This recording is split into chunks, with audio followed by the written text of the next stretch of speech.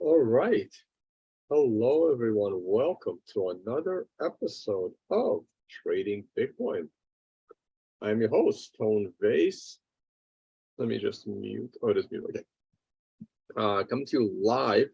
Markets are open. The 10 a.m. reversal may or may not have already happened. I am in Panama. Uh, and let's go to the charts. See what we're working with here. This is the weekly chart. I am seriously keeping an eye on this monthly chart. We only have like 2 more days to go. We have today and tomorrow. And then that's it. So,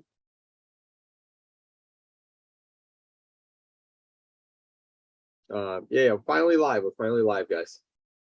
And so it's going to be very interesting. I would love to see that MRI buy coming up next month. And we definitely will on this Heikin-Ashi look of the monthly charts. Weekly chart, we got a little bit of a rally, but this is too small to do anything with it.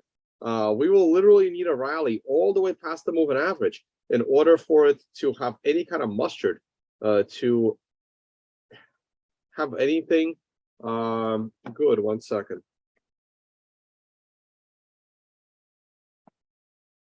So we're gonna keep this as we're hopeful, but the chart is definitely bearish. It's bearish to me. It's not catastrophic yet until we close below the MRI support line. Allocation chart, again, as we are consolidating here at the lows, moving averages are coming down. I mean, it does give it a bit of a chance that if we start to rally up a little bit sometime, early October, we will break above all of the moving averages, right? Like this consolidation is kind of good. I mean, you can make the argument for both sides. The longer it consolidates, the higher the probability of a crash.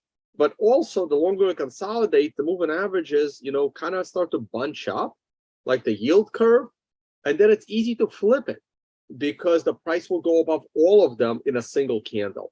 So we'll keep an eye and keep you guys posted.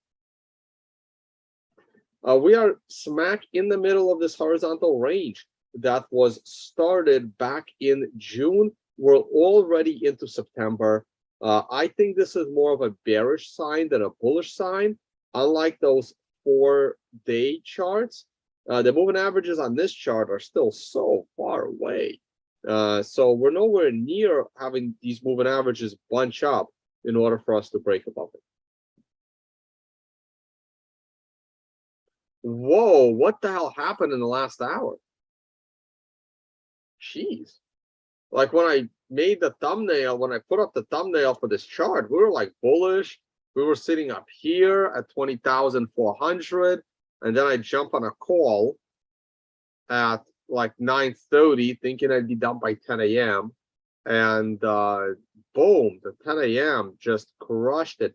Did the stock market have the 10 a.m. reversal or something?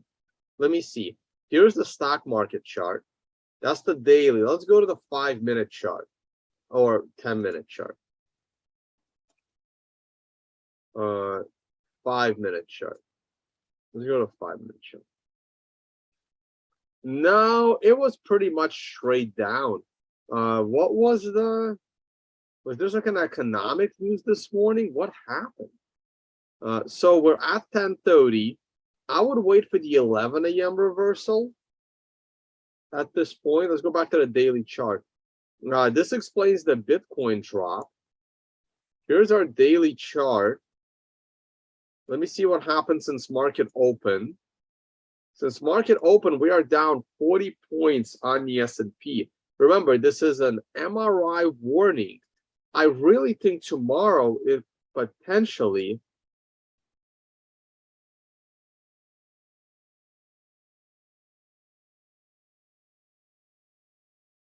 yeah, I have no idea what happened with Ethereum, guys.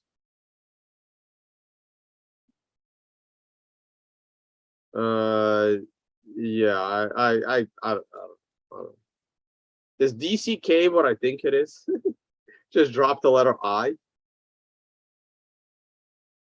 Near record number of job openings is the reason.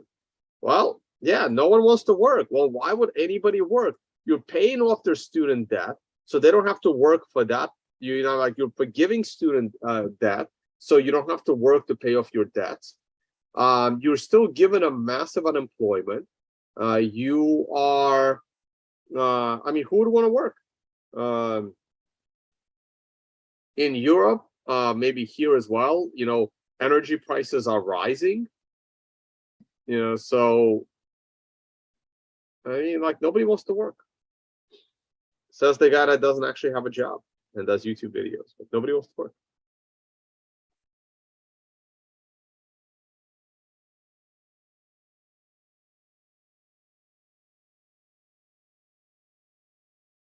I have to go on mute for a second there. Okay. So I would wait for an 11 a.m. That potentially could be a reversal for the stock market. I won't be with you at 11 a.m. There's going to be a quick stream. I'm going to try to keep politics to a minimum as well. Hey guys, before I go on, before we look at oil prices and stuff, the financial summit, Bali, Indonesia, come join us. Also, the financial summit. This was my call. My call was with the team of the Financial Summit Twitter handle that have been posting lots of cool tweets. We're going to be doing more research. We're going to be posting educational material. We're going to start doing spaces. The Financial Summit Twitter handle is going to become an awesome place for your financial news. So let's see if we can break 2,000 followers sooner than later. And of course, you can follow us on YouTube, where we're also going to be posting content, and you can get the on-demand videos right here on the Vays website. All right, let's go to look at the price of oil. Where is the price of oil? Here's the price of oil. Wow, we were going up yesterday. We pulled back a little bit today. Let's see what's going on. I remain bullish on oil. Especially if we get the green star candle next week. All right, we got a super chat. Bitcoin still being rejected by the monthly RSI down trend line. No bull market until it breaks. Monthly RSI trend line. Let me see.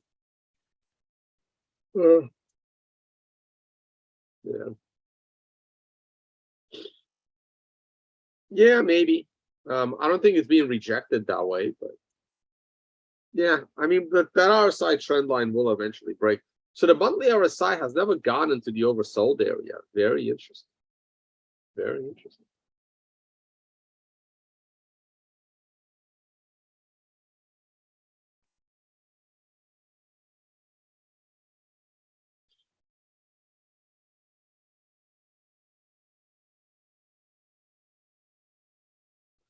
All right, here's the bigger picture of the S&P 500. I still think it can recover. The chart does not look good. Looks like a clean rejection at the 200-week moving average. And if we fall below both of these moving averages, which it looks like we are in a little bit of trouble. So we do need to reverse this week in order to save this fate. I've been right so far that the market would find the bottom at the end of the summer. We're still in the summer period for a few more weeks, and hopefully we start rising, and that would help Bitcoin rise as well. Any stocks I should look at for a quick second? DraftKings. How is DraftKings doing? Remember when DraftKings was like $8? And I said that is insane. This is a company that does make money, unlike the crypto space. So here we are at $16 and on an MRI daily buy. How's Trump's company doing?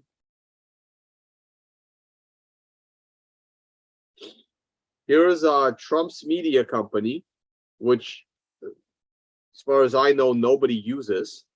I don't use it. They're about to break the MRI support line, and that's not a good sign. But they are also coming up on an MRI daily buy, which could be bullish.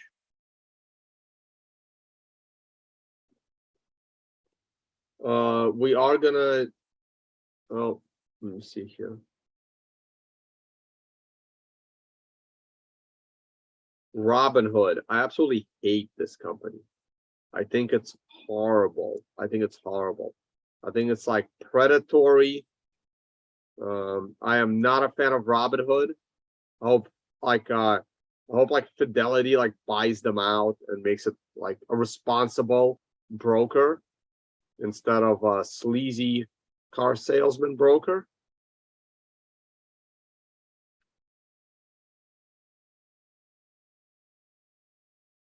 Hey, GameStop.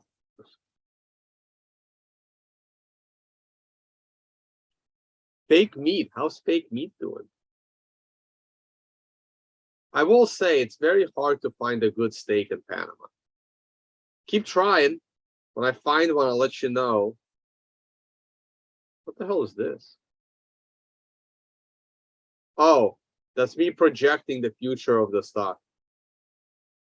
Okay, that was a little too much. Maybe they split or something.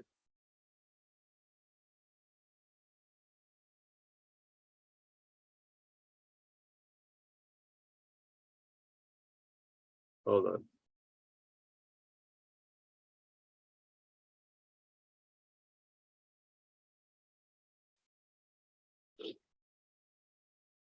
Yeah, but look at fake meat, right? See, this is why I don't like double bottoms. See, that's a double bottom.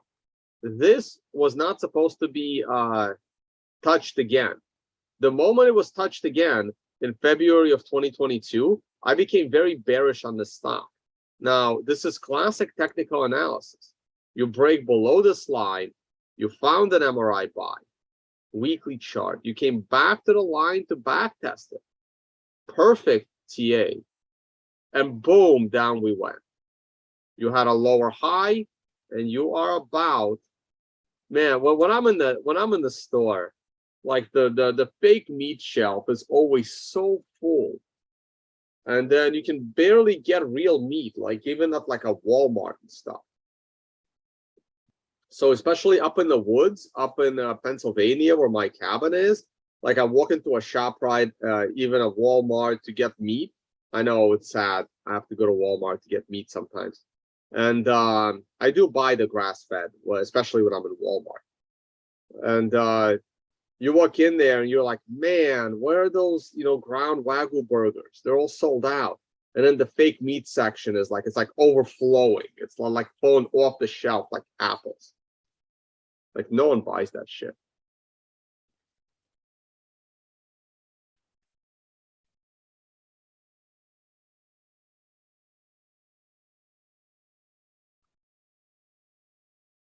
All right, we're gonna look at currencies, then I'm gonna call it a day.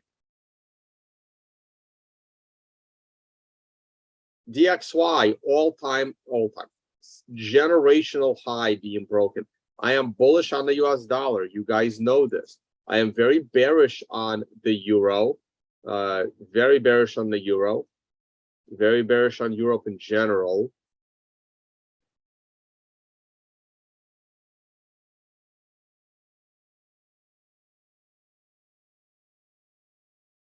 I really hope Brazil does well. I like Brazil. I'm going to be going there next year. Russian ruble. So the offensive is actually going really good. The Ukraine Kherson offensive in the south of Ukraine is doing pretty good. They're like 2 days into the offensive. I haven't been paying attention. And what happened to live maps? What's going on? And they're getting some of their territory back. It's I should be in Riga, but I'm not in Riga, guys. I'm in Panama. I have things going on in Panama at the end of the month, and I can't afford to like go back and forth across the world. Plane prices have gone up a lot. It's actually expensive, and contrary to popular belief, I don't make any money. Unless I, stop organizing events and stop doing the YouTube channel and go back to trading. Just got too much going on. I can't really actively trade. So I don't really make any money. So, and none of these conferences pay you anymore, like for your, not even expenses. Like it's very rare. So flying back and forth is just too much.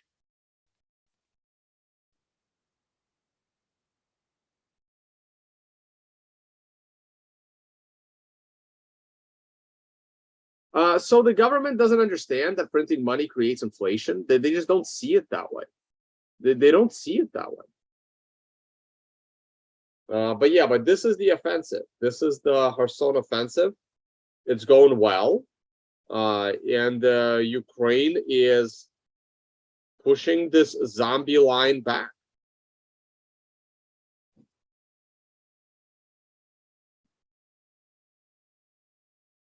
It's like I call it, it's like a zombie apocalypse. It's like this red, like you see, I don't know, like the zombie maps. Oh, this is new. That's an encirclement, or Ukraine got this back. I gotta double check. Yeah, we'll see where this goes. But we can also tell by the currencies. We can tell by the currencies how the progress is doing. If the Russian currency is devaluing against the dollar, that means Ukraine is doing a good job fighting back. If Russia starts taking over land again, the Russian ruble is going to appreciate.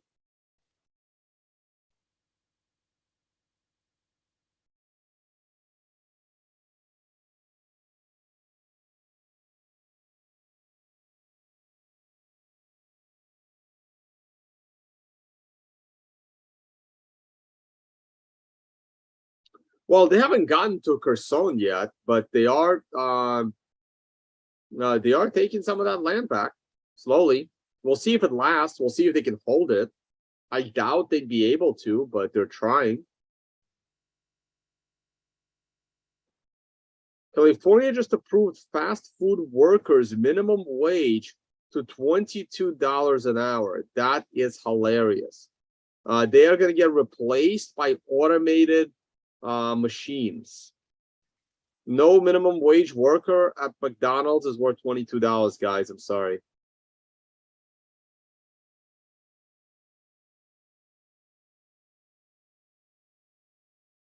Tone, do full-time sports betting. Is that a stock?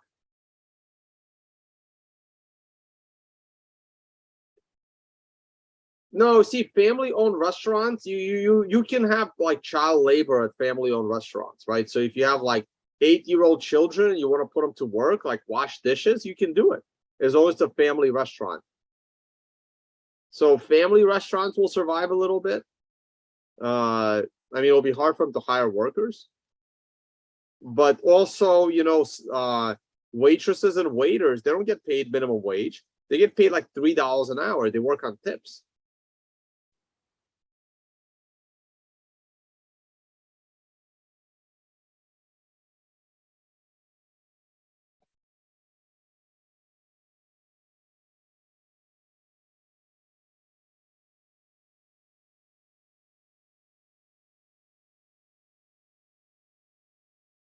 All right, guys, that's it for me. Thank you all so much for watching. And I will see you all on the next one. Follow our financial summit. I mean, all my financial thoughts are going to be on a financial summit. These videos might one day move to the financial summit YouTube channel. So keep that in mind as well. All right, guys. Talk to you all in the next one.